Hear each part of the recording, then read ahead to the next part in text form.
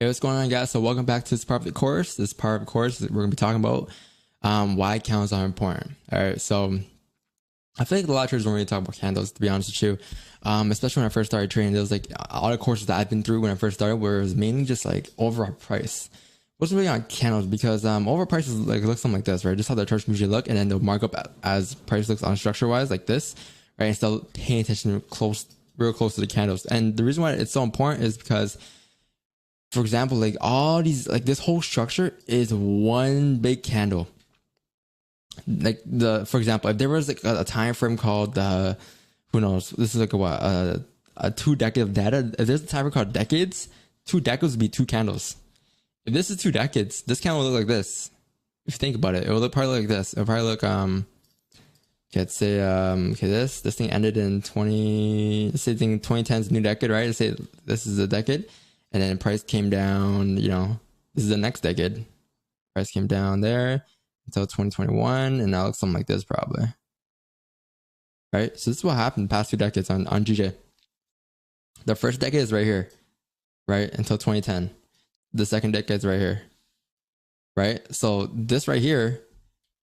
Oh, wait, no, sorry. I am off, I think. I drew this bullish candle a bit too small. I think I should redraw that. Looks something like this. So candle starts off there, or it starts off here.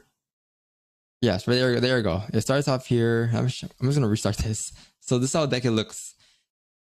The decade looks like this. So it starts off here, and then it wicked up, and then it closed bearish, I believe. So if it closes bearish here, then we look something like this. Yeah, closed bearish. Wick 2010. Something like this, and this is the decade candle so far, right?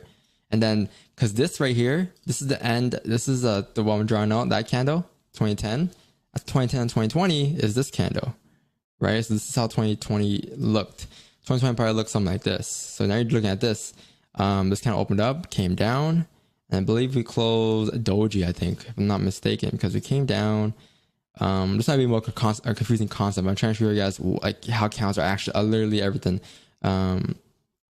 Price came down here, opened up. If I'm not wrong, we closed right where we opened up, so it should be something like this. And then we came up, create a top wick, and came down. This is potentially what happened. Pretty much, sorry, it looks like this. This is what basically happened the past 2 years, and now current price, where price is right now. So now you're looking right here, looking at this area of where price is. This is the new decade. These are 3 decades so far of worth of data on TradingView here. This is the third decade probably. Third decade probably looks something like this, right? Obviously, I'll get into this a little later on. Right, I'll get into this a little later on because this has a lot to do with how to read candles backwards and how understand that data. But I don't think it's that important now. But I'm just trying to show you guys that candles are literally everything. Although these are on a small time, just candles. If you break it, if you really zoom out, and imagine there's a decade time frame, this is how these 3 decades these three decades will look. Potentially something like this. All right. So right now this is the current candle, but not important. But just give you understand that it's what candles are everything. So same thing on the daily time frame, same thing on 1 hour time frame, right? Like these may just be this on a monthly time frame actually. These may just be like, a little structure here. But if you zoom close into the data, you're going to see that these structures here are within it are candles. And what's inside those structures, those monthly time frames are even more candles. What's in that weekly time frame, even more candles. What's in the daily time frame, more candles. 4 hour, what's in there, more candles. Like it's candles within candles with candles. So it goes down all the way down to the 1 minute, the 1 second, right? So it's literally everything in the markets. So I don't know why a lot of traders don't really like the idea, or not that they don't know about the candles, right? So that's what I'm trying to explain to you guys here. It's basic everything. Yeah, because in this part of the course here, where we're talking about candles are important, and explaining the different types of candles and what they mean when they close up in a certain way or open up in a certain way, it comes with a lot of information. Within, like, people may not look at it that close, but a candle open, for example, candle open with no top wick is a lot of information. It means something.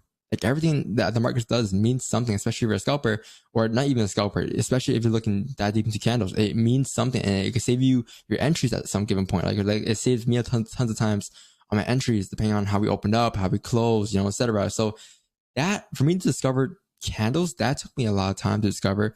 and went through. But you guys don't gotta really do that because I'm just here explaining all. I'm giving you guys each little brief video about each little thing I know. It's all there, so you guys don't gotta go through it like I did. But how it started with me was basically the first I got introduced to candles, right? I knew nothing about candles. I was looking at charts like anyone else would, or my old trading style would. I would just look at price and structure. And then one day, someone's like, "Hey, zoom into the charts. What do you see here?" And I was like, interesting. So I zoomed in and I started to see, okay, candles. So I'm like, okay. I started to notice some things. I started to notice ranges. I started to notice like certain things that, candles did, that matched up with my price action as well. So I'm like, interesting. So these candles mean something else as well. So then I started to dig more deep into it. I started every day. I started looking at more candles. I started to zoom up close to my charts, look at candles every day. I started to notice certain things like, candles will open up with no top wicks and then usually flip. And I backtested that for a couple of months, to a point where, and now I know what to do with those. I've seen candles close no bottom wicks. I've seen candles close no top wicks, right? So I started to break down backwards what that meant. And I figured out like, it's all through percentages. Everything I figured out, guys, is all through percentages. It's nothing that I just made up point blank top of my head. It's just all through what I've seen in the past. And who knows? Candles with no top wicks or candles with no bottom wicks could mean completely something else. Who knows? It can mean whatever. But for me, from my own experience, I that's what works for me, and that's what I see, and that's what I've been doing for the past like 2 years. So that's what I will continue to do every day. So, but yeah, there's that. All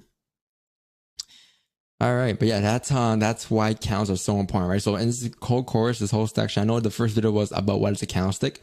But yeah, I'm gonna get a lot in depth with candles, right, guys? So pay attention, take your notepad out, write notes, because this is gonna be a very, very crucial part of the course. And I recommend you guys rewatch this over and over again until you guys get the full idea with it. If you have any questions, just let me know. But this part is very key. I would suggest you get a whole binder, put some paper inside, write some notes.